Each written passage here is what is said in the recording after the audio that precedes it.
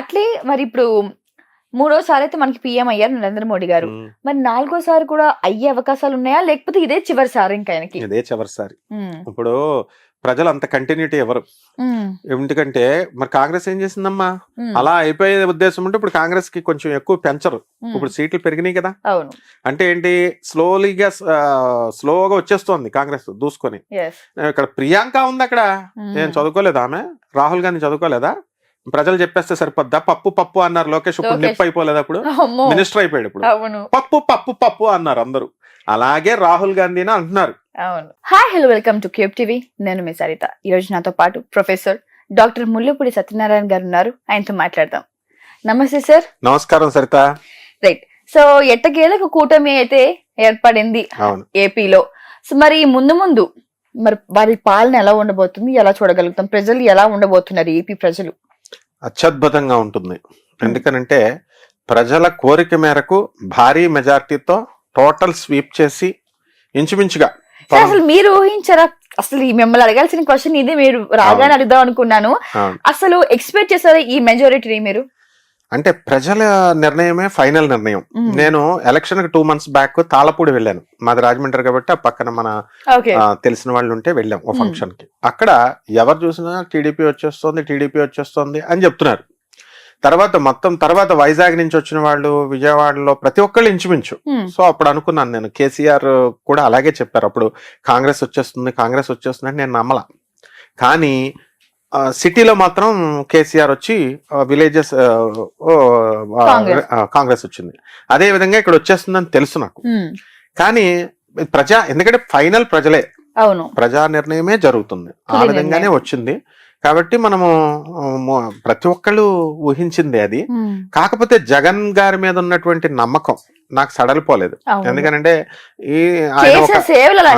ఒక చక్కగా Hyderabad public school student ఆయన, మెయిన్ గా ఒక మొండివాడు, సోనియా గాంధీనే 18 నెలలు లెఫ్ట్ హ్యాండ్ తో బీట్అవుట్ చేసిన వ్యక్తి, very strong person. English medium schools అని ఆయన ఒక స్ట్రాటజీ పెట్టుకున్నారు. ఆ స్ట్రాటజీ ప్రకారం ఆయన ఏమనుకున్నారంటే, ఈ పేదవాళ్ళందరికీ, మహిళలకి, పాపం ముసలోళ్ళకి, వాళ్ళకి 3,000 చొప్పున ఇస్తే ఉంటుందని, ఆటో వాళ్ళకి వీళ్ళకి ఇలా రకరకాల ప్రోగ్రామ్స్ ఆయన ప్రతి సీఎం ఒక స్ట్రాటజీ పెట్టుకుంటారు. దాని ప్రకారం ఆయన పెట్టుకున్నారు. అది ప్రజలకి ఎక్కలేదు. ఎందుకంటే ప్రజలు, ఇప్పుడు మనం ఉపన్యాసం చెప్తున్నాం, అందరూ అన్ని సెక్ట్స్ ఆఫ్ పీపుల్ కి నచ్చాలని నమ్మకం లేదు. కొంతమందికి నచ్చొచ్చు, కొంతమంది తిట్టుకోవచ్చు. ఆ విధంగా అక్కడ ఫెయిల్ అయ్యారు ఆయన. ఎందుకంటే ప్రజలే దేవుళ్ళు, ప్రజలే ఫైనల్. ఓకే, మనం ఏం చెప్తున్నాము, అక్కడ జగనా లేకపోతే పవన్ కళ్యాణా లేకపోతే చంద్రబాబు నాయుడు గారా కాదు, సిస్టమ్ ను గౌరవించండి. ఇప్పుడు జగన్ గారు మ్యారేడ్, సీఎం పోస్ట్ ఖాళీ అయిపోయిందా, ఇంకోళ్ళు ఎక్కారుగా, మళ్ళీ రేపు చంద్రబాబు నాయుడు గారు దిగిపోవచ్చు, ఇంకోళ్ళు ఎక్కుతారుగా. అలాగే గవర్నమెంట్ కలెక్టర్స్, గవర్నమెంట్ ఐపీఎస్ వీళ్ళంతా రిటైర్ అయిపోయినా ఆ సిస్టమ్ అనేటటువంటిది, ప్రభుత్వ విధానం అనేది కొనసాగుతూ ఉంటుంది. ఆ విధానమే పాలన అంటే. ఆ విధానాన్ని మనం రక్షించుకోవాలా, పరిరక్షించుకోవాలా, గౌరవించాలా. This is democracy. అందువల్ల ఇప్పుడు ఏంటంటే కూటమి, ప్రజలు కోరుకున్న కూటమిని తెచ్చుకున్నారు. కాబట్టి చంద్రబాబు నాయుడు గారి మీద నమ్మకం కంటే పవన్ కళ్యాణ్ గారి మీద నమ్మకంతో ప్రజలు ఓటేశారని ఒక వర్గం చెప్తున్నారు. అలాగే చంద్రబాబు నాయుడు గారు మరి ఆయన ఈ ఆంధ్ర రాష్ట్రాన్ని, ముఖ్యంగా అమరావతిని ఒక క్యాపిటల్ని డిసైడ్ చేసి పడేసి, పోలవరం ప్రాజెక్ట్ని, రోడ్లని ఇవన్నీ వేస్తారు అని చెప్పేసి మేము వేసామండి, ఆంధ్రదేశాన్ని ప్రగతి పదంలో తీసుకెళ్తారని నమ్ముతున్నారు. మనం కూడా నమ్ముదాం. అయితే జగన్ గారు కూడా నమ్ముతారు, తప్పేముంది అందులో.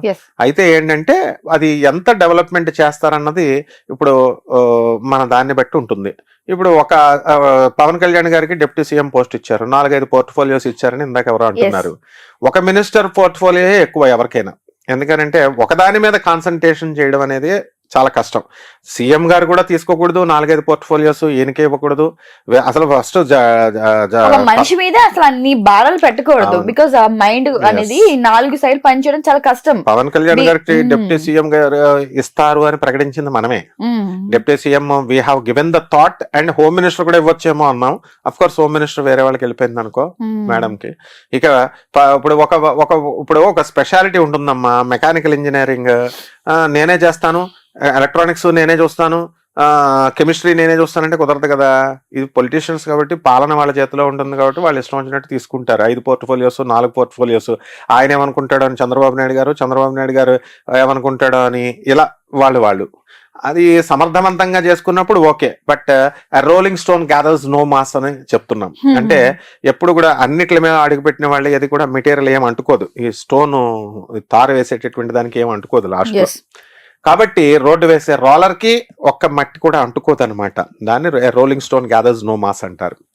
సో ఇంపార్షియల్ గా మనం చెప్పడంలో మనది ఎప్పుడు కూడా మన ఛానల్ ఎప్పుడు కరెక్ట్ గా ఉంటుంది కాబట్టి తప్పకుండా పాలన అనేటటువంటిది బ్రహ్మాండంగా చేస్తారు. అయితే త్రికూటమి కాబట్టి వీళ్ళకి స్పర్ధలు వస్తాయేమో, 6 నెలల్లో పడిపోతుందేమో, లేకపోతే 2 సంవత్సరాల్లో పడిపోతుందేమో, ఇలా రకరకాల అపోహలు ఉన్నాయి. అవి ఏముండవు.